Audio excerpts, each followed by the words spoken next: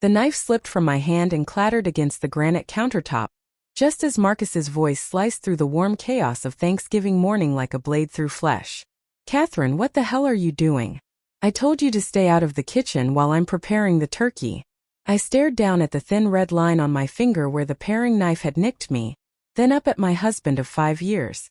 His face was flushed, tight with the kind of anger that had become familiar at family gatherings, sharp, performative, almost rehearsed. Around us, the Morrison family kitchen hummed with controlled holiday chaos.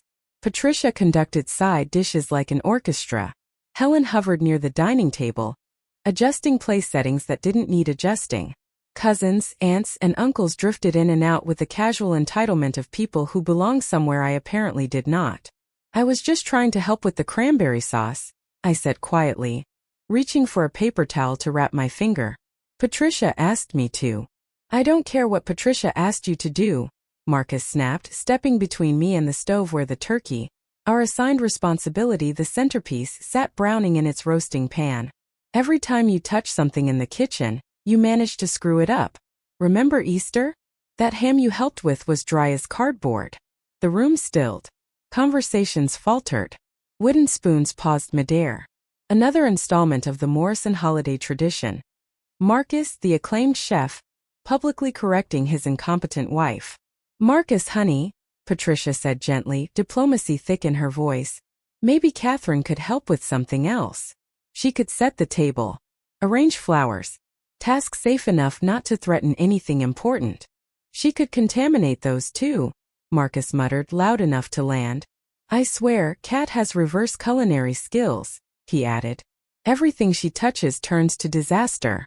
Nervous laughter rippled through the kitchen, brittle and complicit.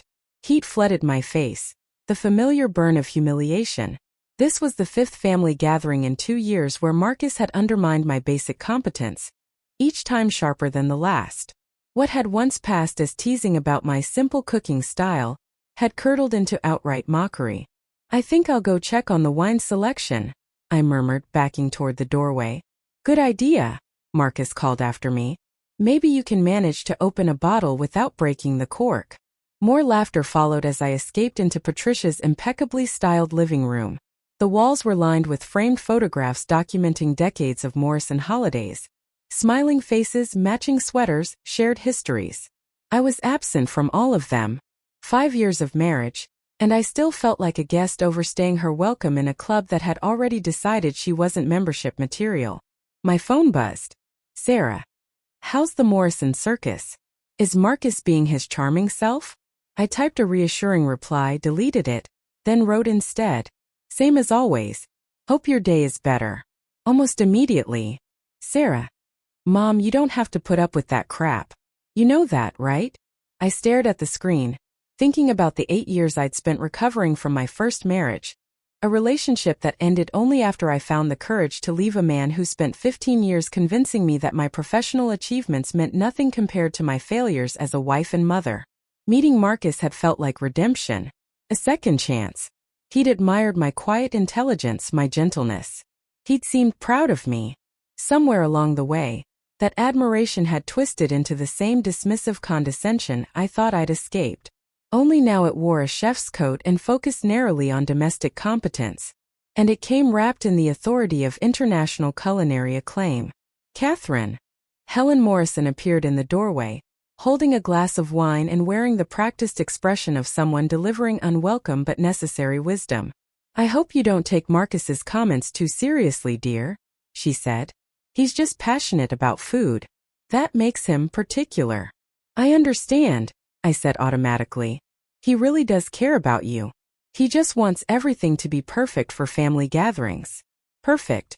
As if my presence itself were a flaw in the equation. "Of course," I said. "I should probably help Patricia with the table settings." Helen smiled, relieved. "That's a wonderful idea. You have such an eye for details that don't require technical expertise." The phrase landed like a physical blow, not because it was cruel but because it was so spectacularly wrong. I excused myself and retreated to the guest bathroom, locking the door behind me. I stared at my reflection in the ornate mirror. At 58, I looked exactly like what the Morrisons saw. A pleasant, unremarkable woman who had somehow convinced their accomplished son to marry her despite her obvious inadequacies. What they didn't see, what I'd carefully hidden for 5 years, was the woman who'd spent 3 decades as a microbiologist specializing in food safety and forensic analysis for the FDA. The woman who'd published 47 peer-reviewed papers on bacterial contamination in commercial food production. The woman who developed 3 patented outbreak identification processes, still used by public health departments nationwide. The woman who knew more about food science, safety, and preparation than Marcus had learned in 15 years of classical culinary training. I'd kept my background quiet partly out of humility. Scientific achievements always felt awkward to mention, and partly from experience. I'd learned the hard way that some men felt threatened by wives whose expertise eclipsed their own. My first husband had made it painfully clear that my PhD was impressive in theory and irrelevant in practice. Marcus had never said anything like that outright. But his increasing need to assert authority over anything food-related suggested insecurities he'd never acknowledged. My phone buzzed again. "Sarah, seriously, Mom? You're brilliant. You don't deserve to be treated like the village idiot because you don't braise vegetables the way some chef thinks they should be braised." I typed back, "It's complicated, sweetheart. Marriage requires compromises." Her reply was immediate. "Sarah, compromise isn't the same thing as humiliation." She was right. She always was. Leaving my first marriage had taken years, therapy, planning, emotional excavation. I wasn't sure I had the strength to do it again. And when we were alone, Marcus could be kind, attentive, loving. The kitchen cruelty, I told myself, was situational, performance anxiety, family dynamics, not fundamental disrespect. At least, that was the story I'd been telling myself as the incidents grew more frequent, more pointed. I took a breath, unlocked the bathroom door, and returned to the kitchen. Marcus stood at the stove, basting the turkey with reverent precision, surrounded by admiring family members. They praised his technique, asked detailed questions, nodded solemnly at his answers. And no one noticed that the woman standing just outside the circle knew exactly how many invisible things could still go wrong. "Marcus, this smells incredible," Patricia gushed. "You've really outdone yourself this year. It's all about brine timing and temperature control," he explained, lifting the golden brown bird slightly to check the skin. "Most people rush the process and end up with dry meat and flabby skin. Unlike some people's Easter ham," someone muttered. I felt the familiar sinking sensation as laughter rippled through the room. My cooking disasters had officially become family lore. Inside jokes passed around like heirlooms. As I watched my husband bask in admiration, surrounded by relatives who viewed me as his lovable but incompetent liability, I made a decision that would change everything about our marriage, and their understanding of exactly who they'd been underestimating for the past 5 years. Tonight, after Marcus fell asleep, confident in his turkey perfection, I was going to show the Morrison family what contamination actually looked like when designed by someone who understood food science better than any of them could imagine. Not contamination that would hurt anyone. I wasn't a monster. Contamination of their assumptions, of their certainty, of the quiet little box they'd placed me in. At 2:30 a.m., I slipped out of bed with the practiced silence of someone who had learned to move undetected through houses where her presence wasn't always welcome. Marcus lay sprawled across most of the guest bed in Patricia's house, snoring softly, the satisfied sleep of a man whose turkey was perfectly brined and ready for triumph. I padded barefoot to the kitchen, carrying the small overnight bag I'd packed with items that would mean nothing to anyone else. A digital thermometer precise to 0.1 degrees. Enzyme solutions in unmarked vials. A page testing kit. Injection syringes typically used for medical applications, but perfect for culinary modification. The Morrison kitchen was spotless. Organized.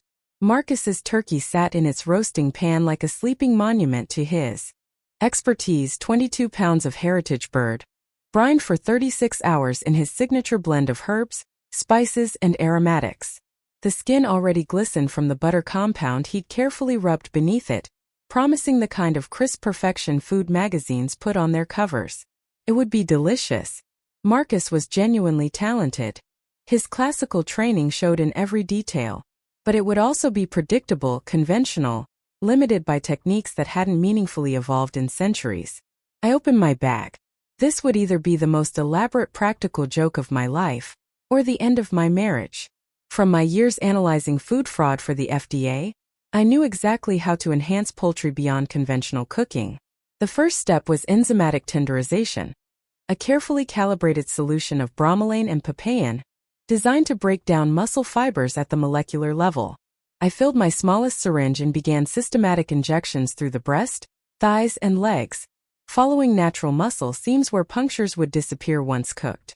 Each injection delivered enzymes that would activate during roasting, transforming the meat into something that would quite literally melt on the tongue. Next came flavor enhancement through controlled amino acid reactions. I injected umami compounds derived from mushroom extracts and fermented proteins, the same elements responsible for the deep satisfaction of aged cheeses and cured meats, but concentrated and strategically placed to amplify the turkey's natural flavor far beyond what herbs and spices alone could achieve. Then came pH optimization. Using a buffered solution, I adjusted the meat's acidity to the precise point where protein structures would retain maximum moisture, while still allowing proper browning. This was advanced food science, material most culinary schools barely acknowledged, let alone taught. Finally, I prepared aromatic enhancement compounds, volatile molecules that would release during cooking to trigger involuntary salivation. Naturally occurring in food, yes, but usually present in trace amounts. Introduced in precise concentrations, they would create an olfactory pull so powerful people would feel drawn to the turkey before tasting it. 90 minutes later, I was finished. The turkey looked exactly as Marcus had left it, but it would not eat the same. As I cleaned my equipment and disposed of the evidence, anticipation tangled with sadness. This wasn't about humiliating Marcus. It was about forcing a conversation we'd avoided for 2 years, about respect, recognition, and partnership. If this worked, Marcus would face a choice. Acknowledge that his wife possessed knowledge beyond his own, or continue diminishing her while unknowingly taking credit for her work. I returned to bed and lay awake until dawn, listening to his breathing and wondering whether I was about to save or destroy the best relationship I'd had since my divorce. At 6 a.m., Marcus woke with the eager energy of a chef preparing for a performance. He kissed my forehead. "Today's going to be perfect, Cat. This turkey is going to blow everyone away." "I'm sure it will," I replied, truthful in ways he couldn't yet imagine. The morning passed with Marcus and Patricia bustling in the kitchen, checking temperatures, basting, obsessing. I stayed out of the way, reading in the living room, helping with minor tasks, playing my familiar role of supportive but non-essential wife. By noon, the Morrison family arrived in full holiday force. 15 adults spanning generations, each comfortable in their roles, each confident in the hierarchy of competence they believed they understood. Marcus emerged carrying the turkey on a silver platter. Golden, magnificent, garnished with fresh herbs and surrounded by roasted vegetables. "Ladies and gentlemen," he announced with theatrical flair, "this year's centerpiece." Admiring murmurs followed. Photos were taken. Marcus beamed as he carved with professional precision, revealing perfectly cooked slices that released aromatic steam into the dining room. The first bites changed everything. Polite appreciation gave way to silence, then disbelief. "Marcus," his Uncle David breathed, a man who had spent 40 years as a restaurant critic for major newspapers. "I've never tasted turkey like this." "The texture," Patricia said, pausing mid-bite. "How did you do this?" "It's so complex," Helen added. "Layered. What did you do differently this year?" Marcus smiled, but his brow creased slightly. "Same technique as always. Heritage bird. 36-hour brine. Compound butter. Nothing revolutionary." "Nothing revolutionary," David repeated slowly. Then he looked up. "Marcus, this is the best turkey I've ever eaten. And I've eaten turkey prepared by James Beard Award winners. This is restaurant quality excellence." Around the table, the praise continued. People speculated, dissected, searched for explanations. And I sat quietly, hands folded in my lap, waiting for the moment when assumptions would finally begin to rot from the inside. Words like transcendent and life-changing were being used to describe what everyone assumed was Marcus's latest culinary triumph. I sat quietly, watching my husband accept accolades for achieving something he didn't understand and couldn't replicate. Part of me felt guilty for deceiving him. Part of me felt vindicated that my scientific approach had produced something genuinely superior to his traditional methods. But mostly I felt sad. Sad that 5 years of marriage had led to a moment where I felt compelled to prove my worth through deception rather than honest conversation. Through manipulation rather than mutual respect and recognition. The question now was whether I had the courage to reveal the truth before Marcus spent the rest of the day basking in praise for achievements that weren't his, or whether I would let the moment pass and continue living as the incompetent wife whose husband's talents conveniently compensated for her domestic inadequacies. Some decisions change relationships forever regardless of which choice you make. This was one of those moments. And I was about to find out whether honesty or silence would better serve the marriage I had been trying so desperately to protect. "Marcus, darling, you simply must tell us your secret," gushed Aunt Eleanor, a woman who had attended Le Cordon Bleu in Paris and considered herself the family's secondary culinary authority. "This turkey defies everything I know about poultry preparation." Marcus carved another perfect slice, his chest visibly swelling with pride as compliments flowed freely around Patricia's elegant dining room table. I watched him bask in the attention, fielding questions about techniques he hadn't used and innovations he hadn't implemented. "Well," he said with practiced modesty, "sometimes the simplest approaches yield the most extraordinary results." "Simple?" Uncle David shook his head emphatically. "Marcus, there's nothing simple about achieving this level of flavor complexity and textural perfection. This turkey has qualities that shouldn't be possible with conventional cooking methods." "What do you mean?" Patricia asked, pausing with her fork halfway to her mouth. "I mean the protein structure has been modified in ways traditional brining and roasting can't achieve. The moisture retention is scientifically improbable. The amino acid development suggests processes that take weeks, not hours." David's background in food criticism gave him vocabulary for what the others could taste but couldn't articulate, and his observations were uncomfortably precise. "David, you're overthinking it," Marcus said with a nervous laugh. "It's just good technique and quality ingredients." "No, I'm serious. This turkey exhibits characteristics I've only encountered in molecular gastronomy restaurants, places where chefs use laboratory equipment and chemical processes. The umami development alone suggests enzymatic enhancement beyond what's possible through conventional means." My pulse quickened. David was circling the truth, describing exactly what I'd done using terminology familiar to anyone with a background in food science. "Marcus," Helen asked, "have you been experimenting with new techniques? I know you've been curious about modern methods." "Nothing like that, Mom. Just the same traditional approaches I've always used." "Then how do you explain the impossible texture?" Eleanor pressed.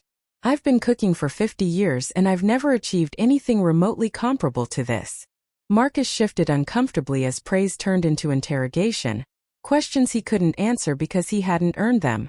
"Sometimes things just turn out better than expected," he said weakly. "Maybe the bird was exceptional quality." "Marcus," David said gently, "I've eaten exceptional heritage birds prepared by master chefs. This turkey transcends exceptional. This turkey represents scientific advancement in food preparation." "Scientific advancement?" Cousin Jennifer laughed. "David, you're making it sound like Marcus invented some kind of culinary breakthrough." "I think he might have," David replied seriously. "Accidentally or intentionally. This turkey demonstrates food science applications beyond conventional cooking. The question is, how?" The table fell silent. Marcus looked around at the expectant faces, clearly struggling to explain achievements he didn't understand. I'm not sure what made the difference this year," he admitted. "I followed the same process I always use. Then something else influenced the outcome," David concluded. "Environmental factors, timing variations, equipment differences. Something or someone," I said quietly. The words escaped before I could stop them. "What do you mean, someone?" Patricia asked. I looked at Marcus. His expression shifted from confusion to alarm as he realized where this conversation might be headed. "I mean that maybe the turkey's excellence isn't entirely due to Marcus's preparation." "Catherine," Marcus warned, his voice low. "What are you talking about?" "I'm talking about the possibility that other factors contributed to the results you're all celebrating." "What other factors?" Helen demanded. This was it.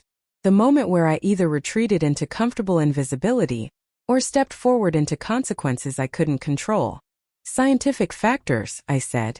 Applied food science that modified the turkey's characteristics beyond what traditional cooking could achieve. Applied by whom? David asked, eyes sharpening with interest. Applied by me. The silence was absolute. So complete I could hear the antique grandfather clock ticking in Patricia's hallway. You? Marcus whispered. Yes. Me. The wife who supposedly contaminates everything she touches. The woman who can't be trusted with cranberry sauce. The domestic liability who ruins Easter hams and breaks wine corks.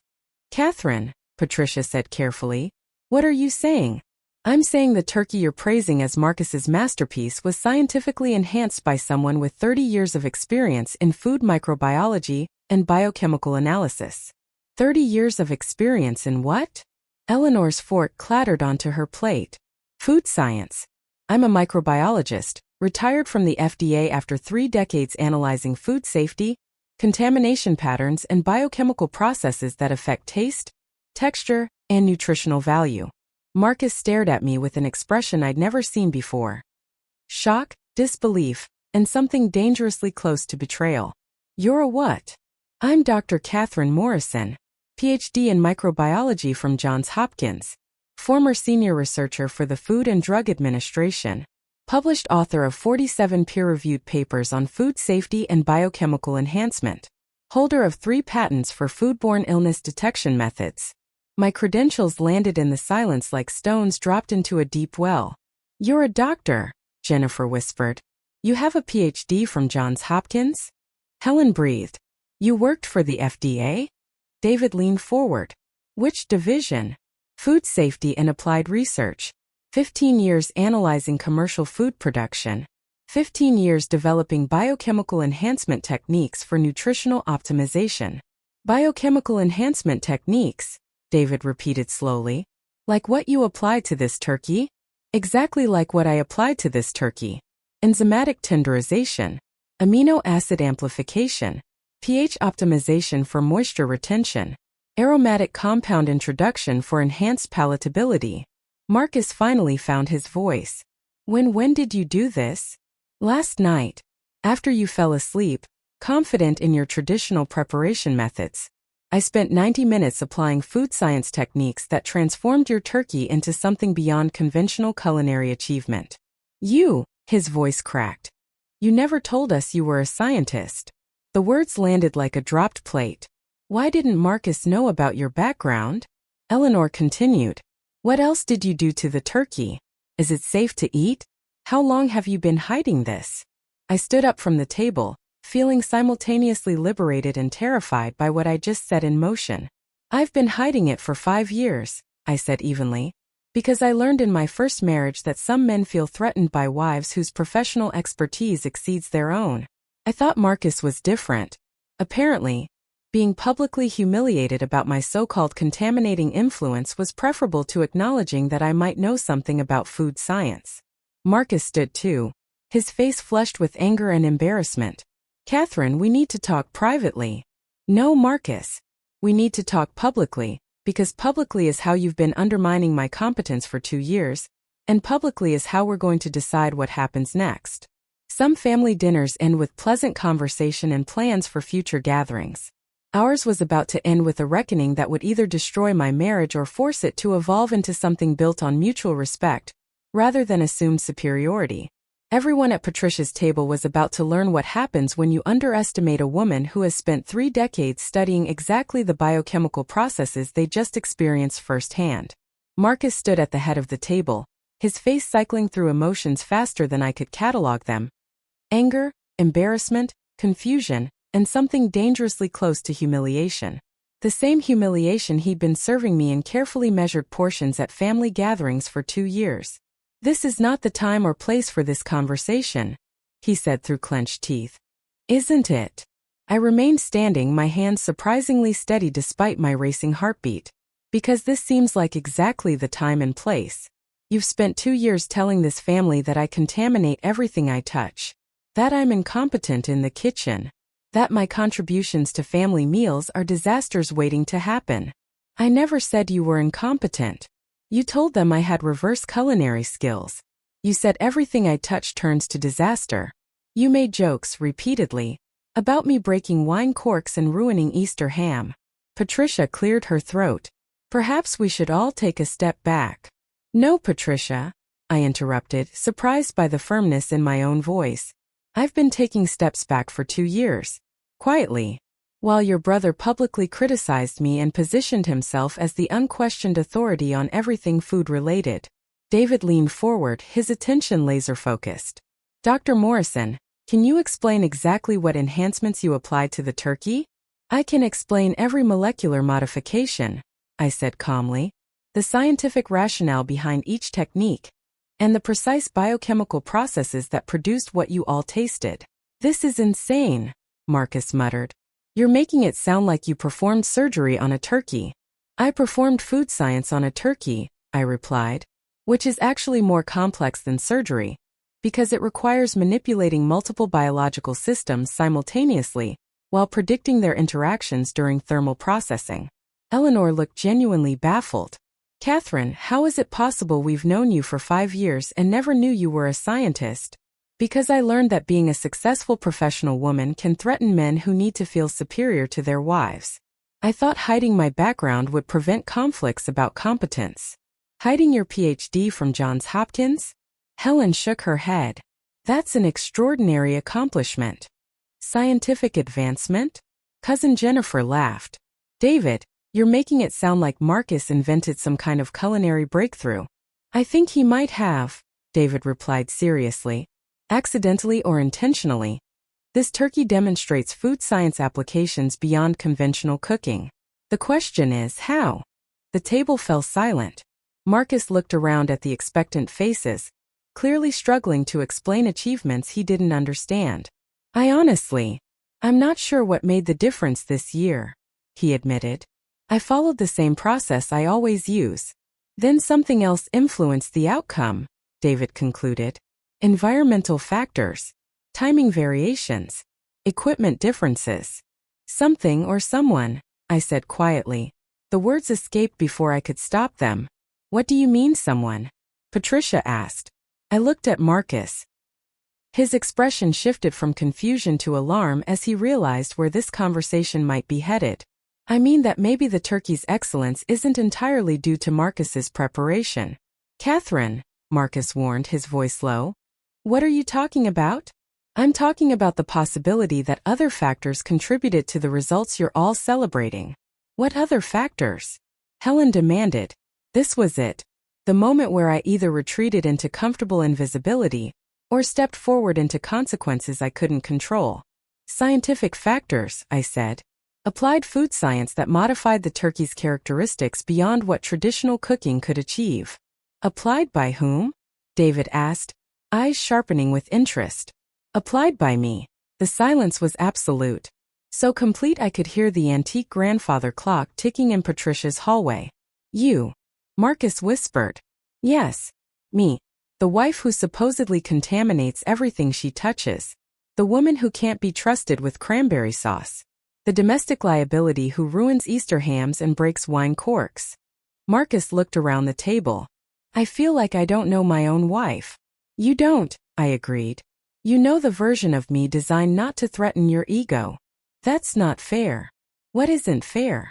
That I hid my qualifications, or that you never cared to discover them? Both. You're right, I said. We're both responsible. But only one of us has been publicly humiliating the other. Silence settled over the table. Eleanor broke it. Why reveal this now? Because this morning Marcus told me not to touch the food because I contaminate everything. He said it in front of all of you. And you laughed. It was the 5th time in 2 years. So you proved a point with the turkey, Patricia said carefully. I demonstrated that expertise exists, even when you refuse to recognize it. Marcus pushed his chair back hard. I need some air. He walked toward the patio door, shoulders rigid. I need time to think about this. As he walked away, leaving me standing alone in front of his family with the remnants of our turkey enhancement experiment scattered across Patricia's dining table, I realized that my moment of truthfulness had either saved or destroyed the best relationship I'd had since my divorce. The question now was whether Marcus was walking away to process his embarrassment and figure out how to apologize for 2 years of quietly undermining my competence, or whether he was walking away from a marriage to a woman who had just revealed herself to be someone entirely different from who he thought he'd married. Some revelations bring couples closer together through deeper understanding. Others destroy relationships by exposing incompatibilities that were always present but carefully hidden. I was about to discover which category our marriage fell into, and whether love could survive the collision between ego and expertise that had just exploded across Patricia's Thanksgiving table. The silence following Marcus's departure stretched for nearly a minute, broken only by the soft ticking of Patricia's grandmother clock and the distant slide of the patio door closing. 14 pairs of eyes remained fixed on me, expressions ranging from curiosity to concern to what looked suspiciously like newfound respect. David broke the silence first. "Dr. Morrison, I hope you'll forgive my professional interest, but I have to ask, what exactly did you inject into that turkey?" "A carefully calculated combination of bromelain and papain enzymes for protein breakdown," I replied. "Concentrated umami compounds derived from fermented mushroom extracts, buffered solutions for pH optimization, and aromatic volatiles for enhanced palatability response." "In layman's terms?" Jennifer asked. "I use natural enzymes to make the meat impossibly tender, concentrated flavor compounds to intensify taste beyond what traditional seasoning can achieve, adjusted the meat's chemistry to retain maximum moisture, and introduced scent molecules that trigger involuntary appetite responses." "That's incredible," Eleanor breathed. "And you did this while Marcus slept?" "At 2:30 a.m. yes. The entire process took 90 minutes of precise, systematic modification." Helen leaned forward, maternal concern softening her voice. "Catherine dear, why didn't you ever share your background with our family? We would have been so proud to have a scientist among us." "Because I learned to be cautious about revealing professional expertise that might overshadow my husband's accomplishments. My first marriage ended partly because my ex-husband felt threatened by my career success. But hiding a PhD from Johns Hopkins," Patricia shook her head. "Catherine, that's one of the most prestigious programs in the country." "I know. I also know that Marcus has built his identity around being the family's culinary expert, and I didn't want to create conflict by positioning myself as competition." "But you're not competition," David observed. "Your expertise is complementary. Traditional culinary training combined with advanced food science could create extraordinary collaboration." "Could it?" I asked quietly, because Marcus's response to learning about my background doesn't suggest enthusiasm for collaboration. Uncle Robert, who had been silent throughout the meal, finally spoke with the gravelly authority of someone who had spent 40 years in corporate management. "Catherine, in my experience, marriages that survive long-term are built on mutual respect for each partner's strengths. What you're describing sounds like you've been minimizing your strengths to accommodate Marcus's insecurities." "That's probably accurate. And Marcus has been leveraging his culinary expertise to diminish your confidence, rather than celebrating your contributions." "Also probably accurate. Then you both have adjustments to make if this marriage is going to work." Patricia stood and began clearing dishes with nervous energy. Should I go talk to him?" He looked pretty overwhelmed. "Let him process," I replied. "This revelation requires him to reconsider 5 years of assumptions about our relationship dynamics." "What kind of assumptions?" Jennifer asked. "That I'm the grateful, supportive wife whose domestic inadequacies are compensated by his superior skills. That his culinary training makes him the household authority on anything food-related. That my quiet deference represents respect rather than strategic self-protection." "Self-protection from what?" Eleanor asked. "From public humiliation at family gatherings. From having my contributions dismissed or mocked. From being treated like a liability rather than a partner." Eleanor looked genuinely distressed. "Catherine, we never meant to make you feel like a liability. When Marcus criticized my cooking, you assumed he was just being particular about standards," I said gently. "You assumed he was qualified to judge my competence without knowing anything about my qualifications." "That's true," David admitted. "We accepted Marcus's assessment because he's the professional chef among us." "Except that I'm the professional food scientist among you," I said evenly. With expertise that encompasses everything Marcus knows, plus biochemical processes he's never studied. A quiet ripple moved around the table. So when he said, "You contaminate everything you touch," he was unknowingly describing the woman who spent 30 years studying contamination patterns, developing detection methods, and creating protocols to prevent contamination in commercial food production. The irony wasn't lost on anyone. "Catherine," Helen said carefully, "what happens now with you and Marcus?"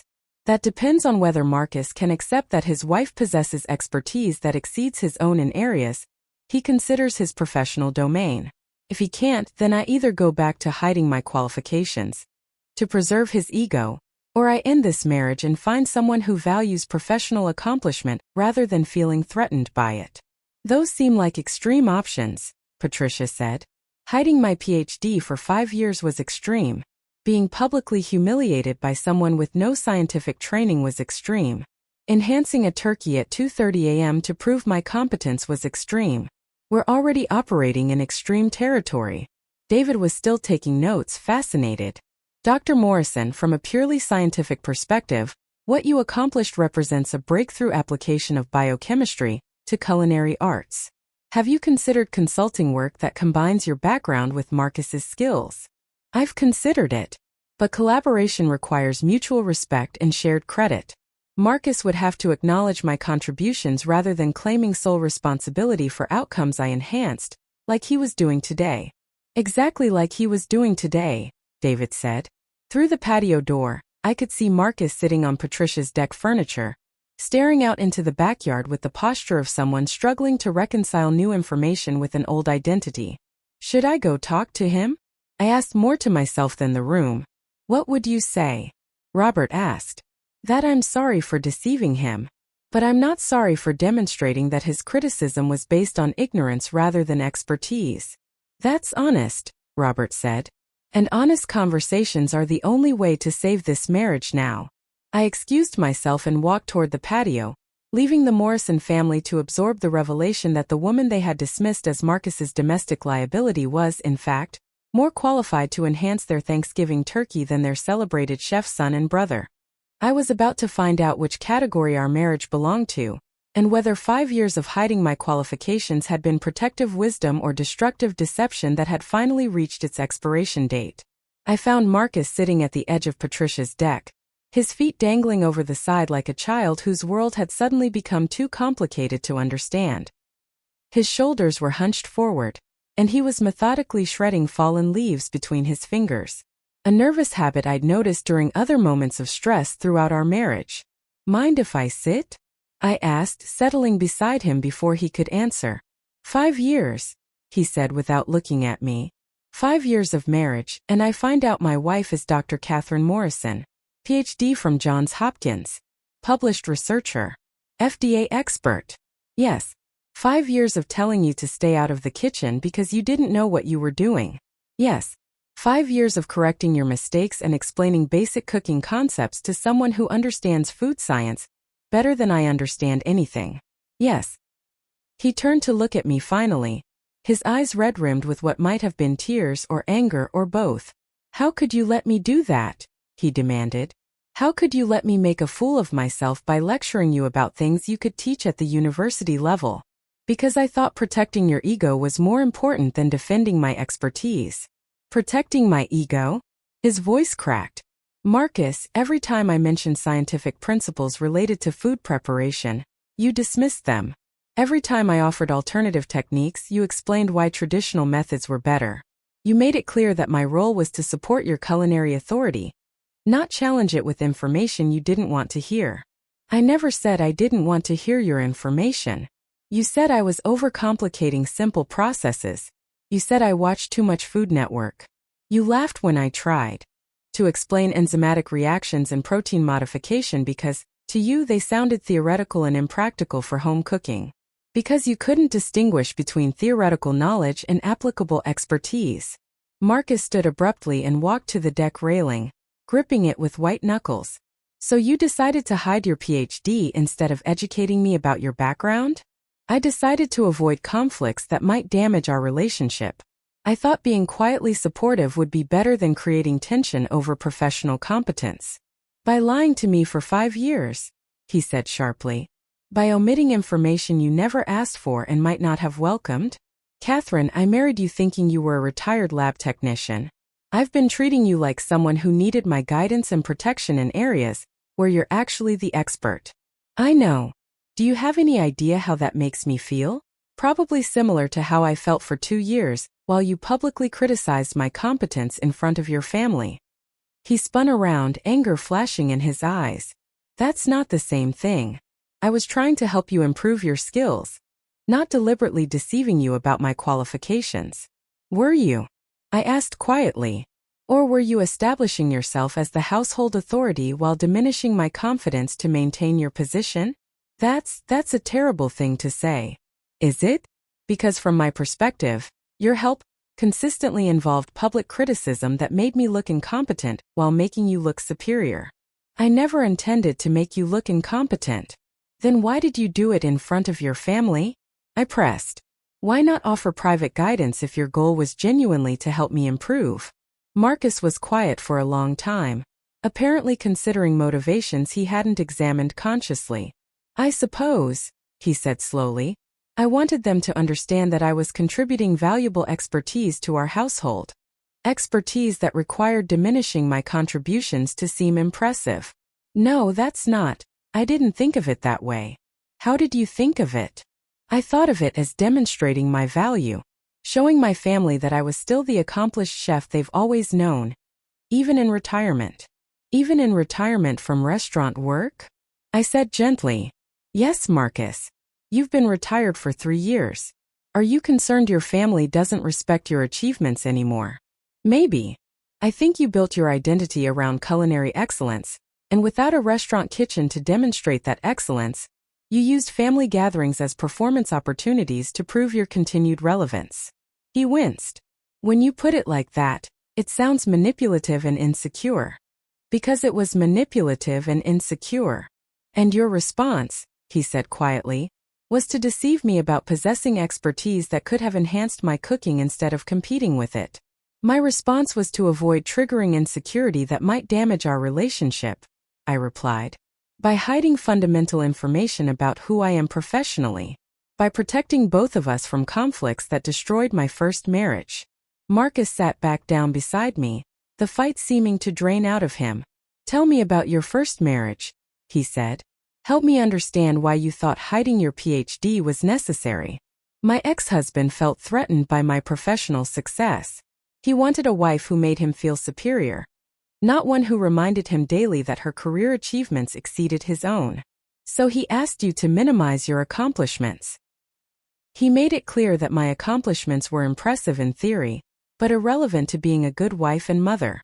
He wanted me to prioritize domestic competence over professional recognition. And you thought I wanted the same thing, Marcus said. When I started correcting your kitchen techniques and positioning myself as the household food expert, it felt familiar in ways that made me nervous. But I never asked you to minimize your professional background. You never asked about my professional background, I said softly. In 5 years of marriage, you never expressed curiosity about my education, my research, my achievements, or my expertise. Because I presented myself as someone who'd worked in healthcare support, not as a research scientist. Because you were afraid that presenting yourself as a research scientist would create the same conflicts that ended your first marriage. Yes. We sat in silence for several minutes, both processing the complexity of fears, assumptions, and miscommunications that had shaped our relationship for 5 years. Catherine, he finally asked, what happens now? How do we move forward from this? That depends on whether you can accept that your wife possesses expertise that enhances rather than threatens your culinary skills. What do you mean? I mean, my scientific knowledge could make your cooking better instead of making you feel inferior. Collaboration instead of competition. How? By combining your classical training with my understanding of biochemical processes, techniques that could elevate your work beyond traditional limitations. Like what you did to the turkey.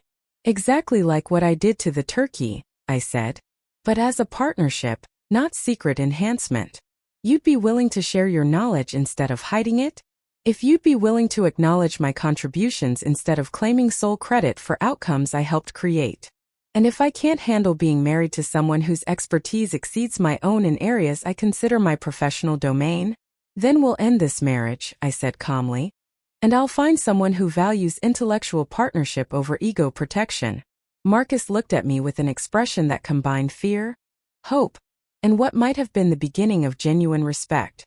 I don't want to end this marriage, he said, but I need time to adjust to learning that my wife is someone completely different from who I thought I married. I'm not someone different, Marcus, I replied. I'm someone you never bothered to learn about completely. Some revelations destroy relationships by exposing insurmountable incompatibilities. Others create opportunities for deeper connection, through honest understanding of who your partner actually is, rather than who you assumed them to be. The question now was whether our marriage could evolve into something stronger through acknowledgement of my expertise, or whether Marcus's ego would require the continued diminishment of my qualifications for him to feel secure in our relationship. 2 hours later, Marcus and I sat in Patricia's guest bedroom, facing each other across the small space with the kind of exhausted tension that follows emotional revelations too complex to resolve quickly. Through the closed door, we could hear the muffled sounds of the Morrison family continuing their Thanksgiving celebrations, occasionally interrupted by what sounded like animated discussions about food science and culinary expertise. They're probably analyzing everything I've ever cooked for them, Marcus said, staring at his hands, wondering what other mistakes I've made, while you stayed silent with superior knowledge. That's not what this is about, Marcus. Isn't it? You just proved that my masterpiece turkey was actually your scientific achievement, while I took credit for work I didn't do and couldn't replicate. The turkey was collaborative, whether intentional or not. Your brining and preparation provided the foundation. My enhancements amplified what you'd already created. But without your modifications, it would have been just ordinary turkey. It would have been excellent turkey, prepared by a skilled chef. My modifications made it extraordinary, but they required your expertise as the starting point. Marcus looked up at me with an expression that mixed vulnerability with something that might have been hope. Is that really how you see it? As collaboration rather than competition? That's how I'd like to see it moving forward. But collaboration requires both partners acknowledging each other's contributions instead of one claiming sole credit. And it requires both partners being honest about their qualifications, instead of one hiding relevant expertise. He nodded slowly. Yes. Catherine, help me understand something. If you have PhD-level knowledge about food science, why did you let me criticize your cooking for 2 years instead of defending yourself with facts? I considered how to explain the complex psychology that had shaped my choices without sounding like I was making excuses for deception. Because defending myself with facts would have required revealing expertise that might threaten your professional identity. I thought staying quiet was kinder than forcing you to acknowledge that your wife knew more about food science than you did. Kinder to whom? To both of us, or so I thought. To you, because it preserved your role as the family's culinary authority. To me, because it avoided conflicts about professional competence that destroyed my first marriage. But it wasn't actually kind to either of us, was it? No. It created a dynamic where you felt justified criticizing my abilities, while I felt increasingly resentful about hiding my qualifications. Marcus stood and walked to the window overlooking Patricia's backyard, where autumn leaves covered the grass in patterns that looked almost deliberately arranged. I need to ask you something, he said quietly, and I need you to be completely honest. Do you think I'm intellectually inferior to you? Do you see me as the insecure husband who needs his ego protected by his more accomplished wife? The question was so direct and vulnerable that I took time to formulate an answer that was both honest and fair. I think you're a skilled chef with classical training who's never studied the biochemical processes that underlie cooking techniques. I think you know more about flavor combinations, presentation, and traditional methods than I'll ever learn. But I also think you've been defensive about acknowledging areas where my knowledge exceeds yours, because you've built your identity around being the food expert in our relationship. And the ego protection. I think you've been using your culinary expertise to feel superior in our marriage, because you're insecure about other areas where you feel less accomplished. What other areas? Professional recognition, financial success, educational achievement. You retired from restaurant work at 54 because the physical demands became too difficult, And you've been struggling with the feeling that your best years are behind you. Marcus turned from the window with tears in his eyes. How do you know that? Because you've mentioned feeling over the hill and past your prime dozens of times. Because you get defensive when other chefs our age receive recognition for achievements you think you could have accomplished. Because you've been using family gatherings to prove your continued relevance as a culinary expert. And you think diminishing your abilities made me feel better about my own insecurities. I think it gave you an area where you felt clearly superior, which compensated for areas where you feel uncertain about your continued value. That's probably accurate. And terrible. It's human, Marcus. Most people need to feel valuable and competent in their relationships. But most people don't achieve that by making their spouses feel incompetent. No, they don't. He sat back down on the bed, closer to me this time. Catherine, what would you need from me to forgive the past 2 years of public humiliation? Acknowledgement that your criticism was based on ignorance of my qualifications, rather than accurate assessment of my abilities. And a commitment to treating me as an intellectual equal whose expertise enhances rather than threatens your skills. What would that look like practically? Joint credit for collaborative cooking projects. Consultation about food science applications that could improve your techniques. And no more public criticism of my competence, especially in areas where I actually possess superior knowledge. He nodded. And what would I need from you to rebuild trust after 5 years of deception about your background? Honesty about other areas where my expertise might be relevant to our relationship. No more hiding qualifications or knowledge that affects our daily lives together. You have that commitment, he said after a moment. And patience while I adjust to being married to someone whose professional accomplishments exceed my own in ways I never realized. How much patience? Enough time to learn how to celebrate your achievements instead of feeling threatened by them. He took a breath. Do you think we can rebuild this marriage on foundations of honesty, rather than ego protection? I think we can try. But it will require both of us changing patterns we've followed for 5 years. What patterns specifically? You'll have to stop using culinary expertise to diminish my confidence. I'll have to stop hiding knowledge that could benefit our partnership. And we'll both have to learn how to collaborate instead of compete. Yes. He hesitated. What about our families? We explain it as growth. We tell them we've learned to value each other's strengths instead of protecting individual egos. And if they don't understand, they'll adjust to the reality that our relationship is based on mutual respect, rather than assumed hierarchy. Through the bedroom door, we could hear David's voice explaining something about enzymatic processes to an apparently fascinated audience of Morrison family members. I think your family is already adjusting, I said softly. They're probably more excited about having a PhD scientist in the family than they ever were about my restaurant career.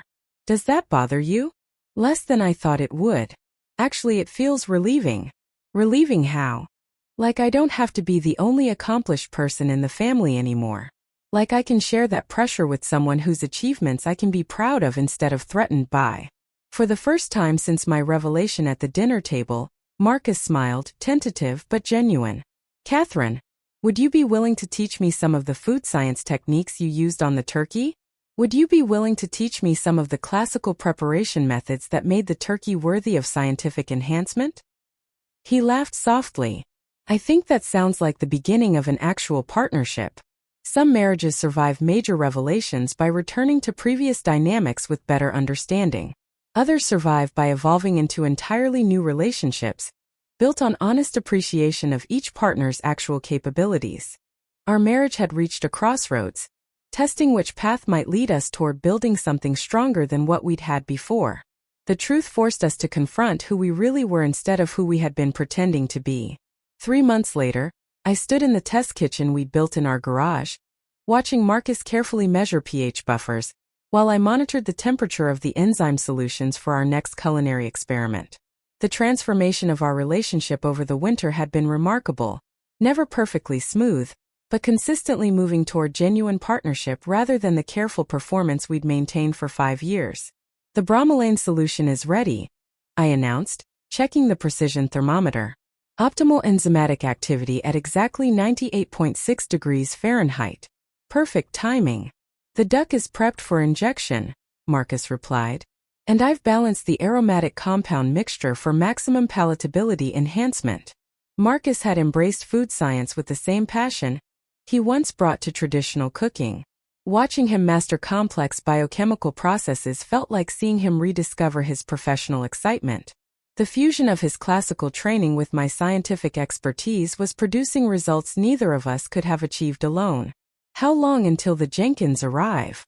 I asked, referring to the food critics from Culinary Excellence magazine who were coming to evaluate our new consulting business, which we'd launched in January.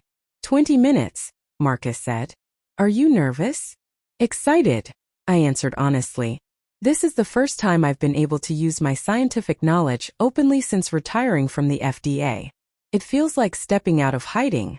And this is the first time I've collaborated instead of performing solo, Marcus admitted. It feels like actually sharing my expertise instead of using it to feel superior. The past 3 months had required both of us to unlearn behaviors that had defined our marriage for years. Marcus practiced acknowledging my contributions publicly instead of claiming sole credit. I practiced asserting my expertise instead of minimizing it to protect his ego. Neither adjustment had been automatic or easy. Marcus, I said gently, can I ask you something that might be difficult? Always. Do you miss being the undisputed food expert in our relationship? He paused in his preparation of the duck, considering carefully. Sometimes, he admitted. There was comfort in being the authority on something that felt important to our family dynamics. But it was false authority, based on your decision to hide superior knowledge. The expertise I displayed wasn't actually exceptional. It just appeared exceptional because you weren't revealing your qualifications. Does that diminish your sense of accomplishment? It changes my understanding of what real accomplishment looks like, he said. Working with you has shown me the difference between performing expertise and actually developing it. What do you mean? For the past 3 months, I've learned more about cooking than I did in 15 years of professional restaurant work, because I've been collaborating with someone who understands the scientific principles behind techniques I used intuitively. The doorbell interrupted us, announcing the arrival of James and Patricia Jenkins, the husband and wife critics whose reviews could make or break culinary careers. Dr. Morrison, Mr. Morrison, James greeted us as we welcomed them into our makeshift test kitchen. We're fascinated by your approach to combining classical culinary training with advanced food science. We're excited to demonstrate what's possible when traditional techniques are enhanced by biochemical understanding, I said, feeling both nervous and exhilarated about revealing my expertise to professionals who truly understood its significance. Patricia and I have followed your published work for years, Dr. Morrison, Patricia added. Your research on protein modification and flavor enhancement has influenced food safety protocols across the industry. Marcus beamed with pride at the recognition of my professional achievements, a response that would have been impossible before our Thanksgiving revelation. Catherine's expertise has revolutionized my understanding of cooking processes, he said. Everything I thought I knew about traditional techniques has been deepened by learning the scientific rationale behind empirical methods. And Marcus' classical training has given me practical applications for theoretical knowledge I'd never tested in culinary contexts, I added.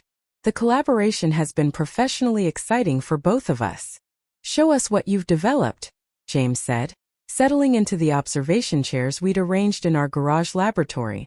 For the next hour, Marcus and I demonstrated the enhanced duck preparation we'd perfected over 3 months of experimentation. I explained the scientific principles behind each modification, while Marcus executed the practical techniques required to implement them. The presentation felt natural and balanced, neither of us claiming superior importance, both contributing essential expertise to create something neither could achieve alone. This is extraordinary, Patricia breathed as she tasted the final result. The texture is impossible. The flavor development is beyond anything I've experienced in 30 years of food criticism. How are you achieving this level of enhancement? James asked, taking detailed notes. Controlled enzymatic modification for texture optimization, strategic amino acid amplification for flavor intensification, and pH buffering for moisture retention during thermal processing, I explained. Combined with Marcus' expertise in classical preparation, seasoning balance, and presentation aesthetics, The science creates possibilities that traditional techniques can't access, Marcus added. But the traditional techniques provide the foundation that makes scientific enhancement meaningful, rather than merely novel. Are you planning to offer these techniques through consulting services? We're establishing Morrison Culinary Sciences, Marcus replied, to work with high-end restaurants and food manufacturers who want to incorporate scientifically validated enhancement methods into their production processes. The market demand has been overwhelming. Chefs who understand the potential of biochemical enhancement are eager to learn applications that can differentiate their offerings, I added. And you're both comfortable with shared credit for your innovations? Patricia asked, her question clearly referencing the dynamic we had struggled with in the past. Marcus and I exchanged a glance. Shared credit reflects shared expertise, I said. The innovations require both scientific knowledge and culinary implementation skills. Neither of us could create these results independently. Marcus confirmed that the partnership was essential, not just convenient. After the Jenkins left with promises of an enthusiastic review, Marcus and I cleaned our laboratory while discussing the day's success. Catherine, he said thoughtfully, do you realize what we've accomplished over the past 3 months? We've built a business based on combining our expertise instead of hiding it. We've built a marriage based on mutual respect instead of ego protection. Those things are related, aren't they? Completely related, I replied. I couldn't celebrate your professional achievements until I stopped feeling threatened by them. And you couldn't assert your expertise until I stopped using mine to diminish your confidence. So our business partnership reflects the health of our personal relationship, and vice versa. The honesty required for effective collaboration forced us to address the deception that was undermining our marriage. That evening we received a call from David Morrison, who had been following our business development with fascination since our Thanksgiving revelation. Catherine, Marcus, I just heard about your meeting with the Jenkins team. How did it go? Better than we hoped, Marcus replied. They're writing a feature article about biochemical enhancement in haute cuisine, with Morrison Culinary Sciences as the primary case study. That's incredible publicity for a 3-month-old consulting firm, David said. It's validation, I added, that our approach offers something genuinely innovative rather than merely novel. Combining classical training with scientific enhancement creates possibilities neither discipline achieves alone. And how are you both feeling about the professional partnership? He asked. Is it working smoothly? It works because we've learned to value each other's contributions instead of competing for recognition, Marcus said. The competition was destroying our marriage, I added quietly. The collaboration is strengthening it. You've both changed significantly since Thanksgiving, David observed. Marcus seems more confident and less defensive, while Catherine seems more assertive and engaged. Because we're finally being honest about our capabilities instead of performing roles to protect our egos, I explained. It's liberating to acknowledge what you don't know, and exciting to learn from someone whose expertise complements your own. Marcus nodded. Some marriages survive major revelations by returning to familiar patterns with slight modifications. Ours survived by transforming completely, from a relationship based on assumed hierarchy and protected egos into a partnership built on mutual respect for different, but equally valuable expertise.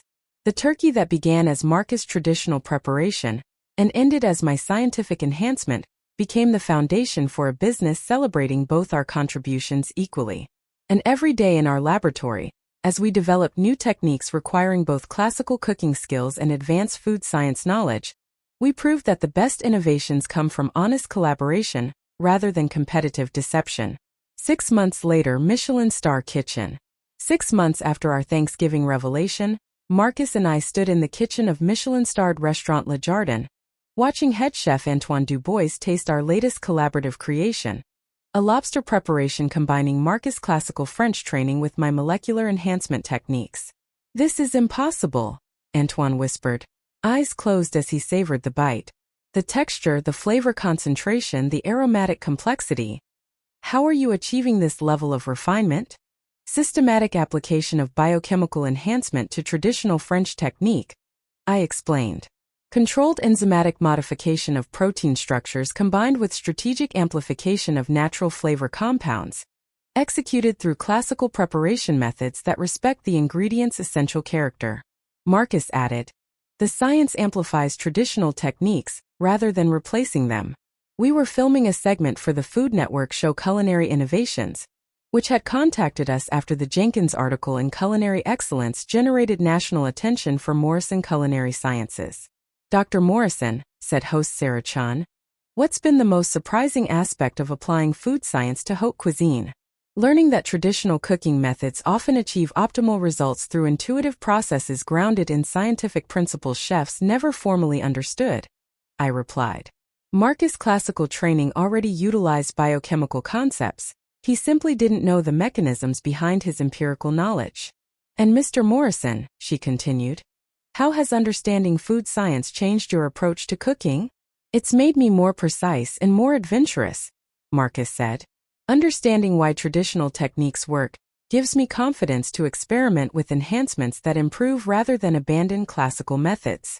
Antoine listened with growing excitement. This collaboration could revolutionize haute cuisine, he said. Traditional training combined with scientific enhancement could elevate cooking beyond what either approach achieves alone. That's our goal, I said. We're not replacing classical cooking with laboratory techniques. We're enhancing classical cooking with scientific understanding that makes traditional methods more effective. And personally, Sarah asked gently, how has this collaboration affected your marriage? Marcus and I exchanged a knowing glance. Professional collaboration has forced us to practice the honesty and mutual respect our marriage was missing, Marcus replied. We can't hide expertise or claim false credit when we're working together publicly. The business partnership requires authentic acknowledgement of each other's contributions, I added. And that has taught us how to value each other's strengths in our personal relationship as well. The proposal. After filming concluded, Antoine approached us with a proposal that represented the culmination of everything we had built since Thanksgiving. I want to offer you both consulting positions at Le Jardin, he said. Catherine as Director of Culinary Science. Marcus as Chef de Cuisine specializing in traditional enhancement integration. Full partnership, he continued. Equal credit, equal recognition, equal authority. That evening we sat in our hotel room overlooking Chicago's skyline. It represents validation, Marcus said softly, that our collaboration creates value neither of us could generate alone. It represents professional recognition based on actual contributions instead of assumed hierarchy, I added. And it represents the chance to work without hiding who we are. We discussed every practical detail, location, timeline, creative control, finances, but beneath it all was a deeper question. Were we ready for public scrutiny at the highest level? I need to tell you something, I said finally. Accepting this means I'll be fully visible as Dr. Catherine Morrison. No more hiding. Good, Marcus said. It also means shared credit. No more sole authority. Also good, he replied. And it means our marriage must be strong enough to withstand intense public attention. The marriage that survived 5 years of deception can handle honesty, he said with quiet conviction. The next morning we accepted Antoine's offer. 1 year later, grand reopening. 1 year after Thanksgiving, Marcus and I stood in the gleaming kitchen of Le Jardin, Chicago, preparing for the grand reopening under our joint culinary direction. The space buzzed with controlled energy. Dr. Morrison announced our sous chef specializing in molecular applications. The enzymatic solutions are ready. Chef Morrison, another team member, added. Traditional reductions are prepared for enhancement integration. The evening's guests included Michelin inspectors, James Beard representatives, major critics, and industry leaders. Catherine, Marcus asked softly, how are you feeling? Confident about our techniques. Nervous about public reception, I admitted. And the questions about our marriage? As long as we're honest, he said, we'll be fine. The marriage and the collaboration are connected. For 3 hours our team executed the most complex menu we had ever designed. 12 courses demonstrating how biochemical understanding amplified classical French cuisine, while preserving cultural authenticity and emotional resonance. The responses exceeded our hopes. This is the future of haute cuisine, declared the Michelin inspector after tasting our signature lobster dish. Classical technique elevated through scientific understanding. How do you ensure scientific enhancement serves culinary excellence rather than replacing it? Asked a James Beard representative. By maintaining classical flavor profiles and cultural authenticity, Marcus explained. Every enhancement is designed to make classical preparations more effective, I added. Not to replace them. And your personal dynamic? Another critic asked. How do you maintain creative partnership without ego conflicts? Because neither of us could create these results independently, I replied.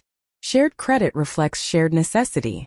Competition would undermine the partnership that makes our work possible, Marcus added. Reflection, the transformation. As the evening concluded with universal praise, Marcus and I cleaned our station. Catherine, he said quietly, do you realize what we've accomplished this year? We've proven that honesty about expertise creates better outcomes than ego protection, I said. We've built a marriage based on mutual respect. And we've established a professional model for collaboration the industry is studying, he added. Most importantly, we had learned that authentic partnership requires acknowledging what each person brings rather than protecting what each person lacks. At Thanksgiving, my husband had said, "Don't touch the food. You contaminate everything," in front of 15 laughing family members. They praised the turkey as his masterpiece, until I revealed that I had prepared it using the same hands he criticized. I was Dr. Catherine Morrison, PhD microbiologist, retired FDA food scientist with 30 years of expertise. I had secretly enhanced that turkey using advanced biochemical techniques no traditional chef could replicate. At 59, I was no longer the quiet wife hiding her credentials to protect her husband's ego. I was co-director of Le Jardin Chicago, published food scientist, and equal partner in a marriage built on mutual respect rather than competitive deception. The turkey that began as Marcus' traditional preparation and ended as my scientific enhancement became the foundation for a professional collaboration, revolutionizing haute cuisine. Every evening as we work side by side creating innovations requiring both classical training and scientific expertise, we proved that the best partnerships come from honesty about capabilities, rather than protection of insecurities. Marcus learned that sharing credit enhanced his reputation. I learned that asserting expertise strengthened authentic relationships. And together we discovered that love grows stronger when based on genuine appreciation for who your partner truly is. Some marriages survive major revelations by returning to familiar patterns. Ours thrived by transforming completely into something neither of us imagined possible when we were hiding our true selves. The contamination Marcus accused me of bringing to food had actually been the enhancement that elevated his cooking beyond traditional limitations. And the humiliation I endured at that Thanksgiving table became the catalyst for building both a successful business and an authentic partnership worthy of the talents we finally learned to share rather than compete with. The end.